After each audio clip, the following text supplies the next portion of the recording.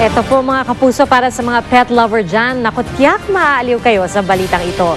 Sa Marikina po kasi nagpagalingan ng ilang aso at hindi lang cute ang mga ito, matatalino at masunurin pa.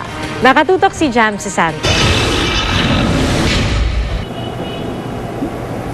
Mula sa cute at maliliit na aso tulad ng Maltese,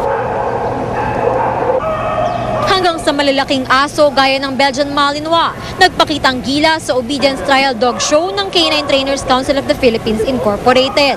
Tatlo ang kategorya, ang companion dog o CD. Dito tinitingnan ang pagiging masunuri ng alagang aso sa paggalaw o di paggalaw. Ang companion dog graduate o CDG kung saan mas matagal ang mga pagsubok sa mga aso. At companion dog excellent o CDX kung saan meron pang wooden fence na kailangan lundagan ng mga kalahok. Ang umpisa ng training ng aso, mga 4 months, ganun, basic obedience muna. First time ko rin sumali dito, bump sniffing talaga siya and protection train. Kasama sa kompetisyon ng Labrador na si Charlie, na bida sa dating GMA show na Bantatay. Sa bahay lang po. Hindi naman lumalabas ako. Kung minsan namamasyal lang. Di man kasali, naroon din ang golden retriever na si Nigel na mas kilala bilang pulgoso sa isa pang dating GMA show na Marimar. Jam Sisante, nakatutok, 24 oras.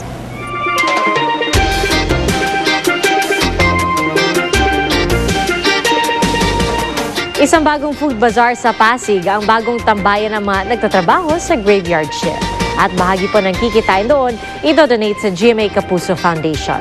Maki-food trip tayo kay Mariz Umali. Ito ang Il Mercanti, ang pinakabagong midnight food bazaar sa Metro Walk sa Pasig. Bumabaha ang pagkain.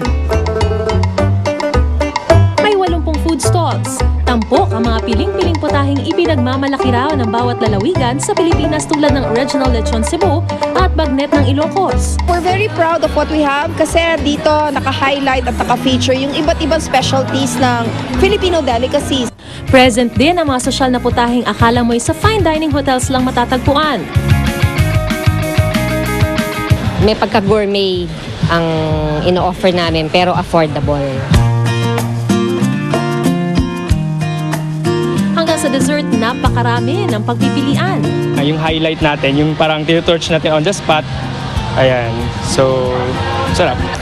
Alauna na madaling araw pero buhay na buhay pa rin dito sa Il Mercanti. Pero kung akala nyo hanggang dito na lang ang idadami ng mga tao, sabi ng mga nagtitinda rito, abangan daw natin ang mamayang mga alas 3 na madaling araw dahil maglalabasan na ang mga call center agents at dito ang punta nila.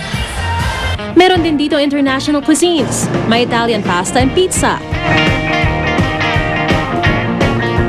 Stuffed pizza siya, para may laman siya sa loob. May mga mozzarella, pineapple, ground beef, ham, bacon. Japanese rolls at authentic Chinese food. I just love to eat. Perfect place ito, kunyari isang malaking pamilya at gusto nilang kumain ng salo-salo na affordable ang presyo. Hindi raw mabibitin ang food trip dahil isang taon bukas ang Il Mercanti tuwing Miyerkules hanggang Biyernes mula alas 10 ng gabi hanggang alas 10 ng umaga. Mariz Umali, nakatutok, 24 oras. Mga kapuso, Pia, ang pagpasok ng Bear Month, sudyat na rin ang umpisa ng Christmas shopping para sa ilan nating kababayan. Kaya naman ang mga bazaar nagsimula na ring magsulputan. Nakatutok si Maria Ausente. Maraming panregalo ang pwedeng mabili dito sa The Big Tent Venue. May mga manika, miniature car at remote-controlled car. May bags for girls, blouses at samot-saring accessories. Mas mura raw dito ng 50% kumpara sa ibang tindahan. 100 hanggang 150 lang. So anong advantage pag dito bumili sa inyo? Pag dito, syempre natatawaran pa po. Mura na, natatawaran pa. Si Jewel, aminadong bazarista. Mas mura raw kasi ang presyo sa mga bazaar. Napili na yung the best and most of the time yung mga binibenta sa bazaar, yung mga for export. Exposure to their items na rin, to their products, especially dun sa mga nag-start pa lang. Meron din mga t-shirt for kids and for the big boys. Kapag nagutom sa pagsa-shopping, bubusugin ka naman ng mga nakahandang pagkain. Bukas ang Grand Bazaar kada weekend mula ngayon hanggang araw ng Pasko. Maria Ausente, nakatutok, 24 oras. Abangan! Alvi Casino, ano kayang masasabi matapos tukuyin ni Andy Eigenman na ama ng kanyang ipinagbubuntis. Tutukan dito sa 24 oras.